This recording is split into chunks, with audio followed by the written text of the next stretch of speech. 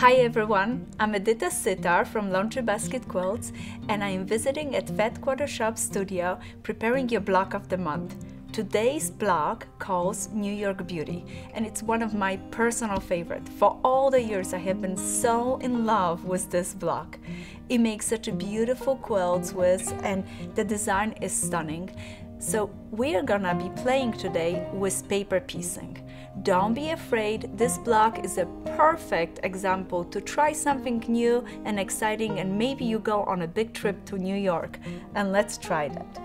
You're gonna need fabrics and you're gonna need lights for your points. Then you're going to need a beautiful print for a background, and this fabric is stunning. We also use this fabric for backing and other places. It is a beautiful piece. Then we're going to need 3 reds. One of them is for our top of our New York Beauty. Those going to be our low arches in New York Beauty. So our fabrics are selected, ready, set, go. In case you fall in love with this block, and you want to make a lot of the pieces, I recommend jelly rolls. Our pieces will be pre-cut to 2.5 by 3.5, so jelly rolls are perfect startup point if you want to make more than just 1 or 2 blocks. We're gonna use today So in Love foundation paper. In the book, and this is brand new copy, I'm so excited about it. In the book you have the foundation paper and you can copy from the book, but we also have a beautiful paper that you can just purchase and cut the foundation paper that we're gonna work with it. Let's cut our fabrics. We're gonna start by cutting arches.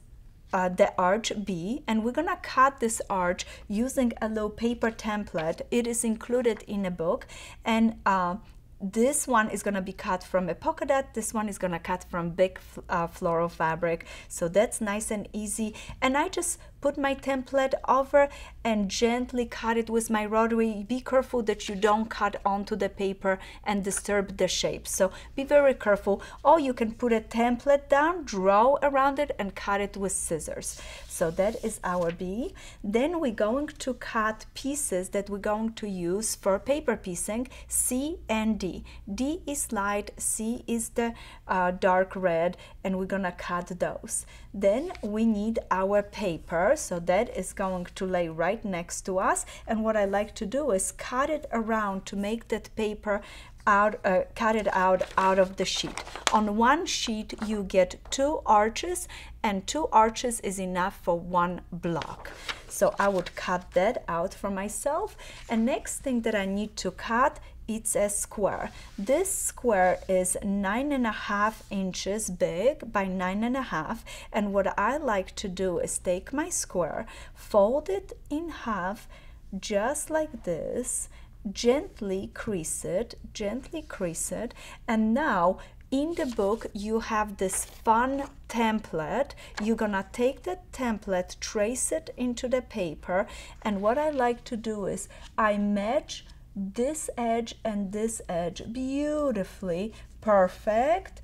And now I hold this down, and you can either draw it and cut it with scissors, or I take a rotary and gently taking my time, I'm going to cut it around here to cut this shape. Move it over, turn everything around. I'm right-handed, so I want to make sure anything that I cut is on my right side. Always make sure this matches. This square should be 9.5 by 9.5, folded in half. This is right here, and then you are going to be able to cut this other side, and you have in no time this fun shape. Look at this. When you open, this is going to be your center of the block, and your arches from New York Beauty would be added to the left and the right side of that. So right there, we just finished cutting all our pieces, and we are ready for our next step, what is paper piecing. And for paper piecing, I'm gonna be positioned by my sewing machine, and I like to use this tiny little cutting board because I'm gonna sew and cut, sew and cut, sew and trim. So I constantly would like to have a little cutting board. So the big one doesn't fit next to my sewing machine. This one is super handy. I really like it. And I'm gonna keep my tiny little friendly ruler. Remember our 4.5, those two things, and my rotary will be next to me as well, because I'm gonna be using those as I sew. The first thing that I'm going to do, remember, we're supposed to trim our paper shape out of our big sheet, and I leave a little bit around it. I leave like a good 1/8 around the paper. Why do I do that? Because later on when I trim the fabric and the paper, I'm gonna trim it exactly on a line. But for now I want it a little bit bigger, give myself an elbow room. Remember, we wanted to do that. So right now, first thing, we will keep the paper up. We're going to start with C1. This is the first piece that we want to cover. And you have to kind of get an idea where this is positioned to cover. I place it in a bag to cover, and many times I take my sewing machine light and I go against that light to see it. So look at it. Can you see this? Right there, you can see that it has to be further down that when you're planning to stitch. I'm planning to stitch right on this line. So I'm gonna position this piece, and then I put my light piece right sides together with this piece. Right sides together, just like this here, and I'm gonna start sewing right there straight down. Before I start sewing, I must adjust my sewing machine to a little closer stitches together. We sewing on a paper, and later on we want to rip that paper away, so making our stitches a little bit closer together allows us to break nice holes through the paper, and the paper will come off later on nice and easy. I also will keep a nice needle in my sewing machine, nice fresh needle, so that needle breaks that paper. I'm using a Macrotex needle. Many times we are encouraged to use a thick needle to break that paper. I tried it with my Macrotex and it actually worked quite nice. Just making the stitches closer allow me to break it down really nice. So I'm gonna make my first stitch right there, and just to help myself before I start stitching, I put a pin to hold my pieces together and start stitching from the top.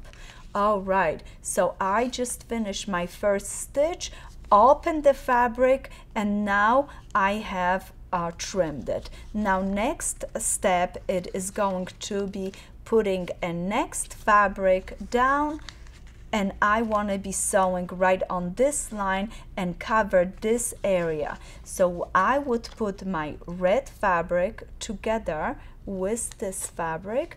I'm gonna stitch it. As soon as I finish stitching, I'm going to, and I want to show you this is important. As soon as I finish stitching, I pull my paper back right here, and always put my ruler and rotary. With rotary, I'm gonna trim off this edge and the excess of the fabric, and then I can create a really nice seam allowance, flip it open.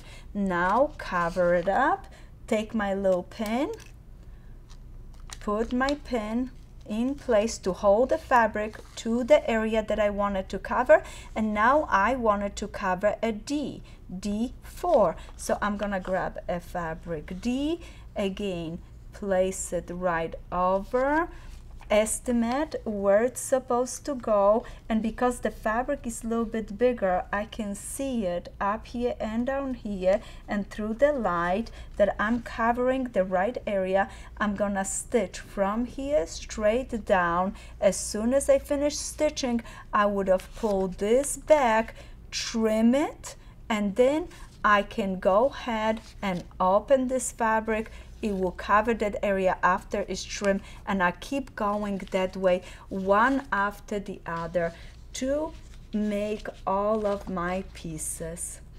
I just finished one of the points and notice it, one of the arches, and notice it, as I went through it, I have all this extra fabric around here. Last point, trimmed it, flipped it over, everything is beautifully done. So now it is time to trim this to a perfect arch. I'm gonna position my ruler right on a straight line, and I'm gonna go ahead and trim it.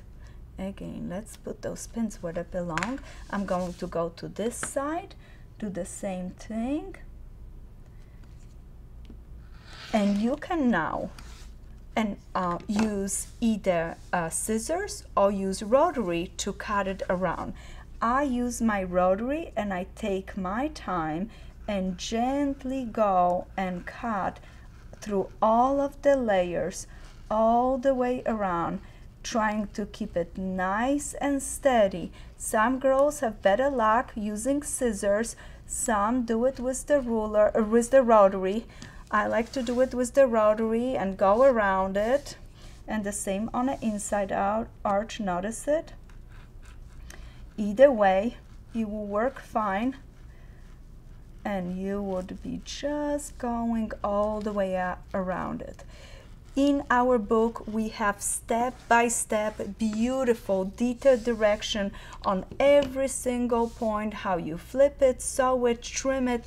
In no time, you're gonna get a beautiful arch that is just perfect to set it into the quilt. As soon as I finish the arch, I'm gonna go ahead and pull that paper off from the back. Take your time. Why do I pull the paper? Because I'm gonna need my arch to pin it, and it's gonna be easier to maneuver that arch when the paper is on it, because with the paper is stiff and I cannot work with it. So take your time, make sure you take all of the paper out of all the edges. It's gonna be wonderful.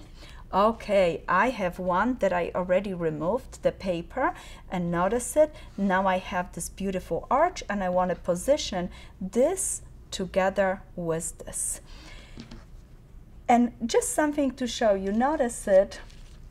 You're gonna grab your arch and you're gonna say, oh, hold on, this is too small for this. Do not worry, that is just visually, you think it is, but you need a 1/4 inch and a 1/4 inch. So once you sew this, everything is gonna work perfect. So don't ever lay things like this and say that doesn't match. Hold on, you're gonna need all of this fabric, so nothing to worry about that here. Once the paper is taken out, I'm going to fold my arch in half, crease it very gently, fold this in half, crease it gently, and I'm gonna start in the middle, match my crease. Perfect, I got that one done. And remember now, next point I have to match is right here. The outside edge, pin it, and the outside edge, and you're gonna pin it. That's the first two that you wanna start at the center and the two outside edges. Now we're gonna go very nice and slow, just like we learned previously on our flower. He loves me, he loves me not. Every single 1/2 inch, an inch, put a pin in it, put a lot of nice pins. I, by the way, love this pin cushion. It's so easy to pick up your pins from the table, and everything is so nice and organized. And the pins that I'm using are glass finish pins. They're super fine. I really like them. They're great for any piecing. I use them all the time.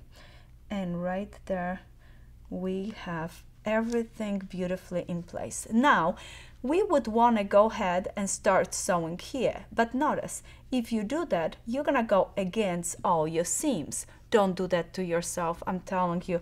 Flip everything over. I know you stress because you want to control it. We quilters always do, but this time just flip it from this side, 1/4 inch, start sewing, pull pin after pin after pin, go around the arch, and have a lovely surprise when you open things up. Everything is gonna work just beautiful right here. Everything will lay really nice. The next thing you're going to is sewing this arch right into that background, and you're gonna do it exact the same way. You're gonna have an open arch right there. I'm using the one that I pinned it, so it's not laying flat yet, but the same idea. You lay your arch, you fold it in half, pin it through the half, match all the edges, pin, pin, pin, pin. Again, start up. This time you can keep the background on the top and go all the way around, because all the seams are just laying really nice down, and once you sew it together, you're gonna have a beautiful block that fits perfectly into your quilt. And guess what? You just learned a new fun technique. If I'm trying something new and exciting, making a one block, practicing, pinning, taking my time, following my book and the picture direction, and we included pictures because that way you can just focus on one step at a time. It makes a really nice project. And remember, like riding a bike, first time you go around, maybe not perfect, but the more you do it, the better you get in it. So I'm so in love with this block, and you're going to make 4 of them for the centerpiece of our quilt, where we're gonna position this part, the big floral, towards the inside of our center block, and we're gonna let the polka dot match with the polka dots that are in this block right here, and it creates a beautiful crown for a center of our quilt. Thank you so much for stopping, and I can't wait to see you next month.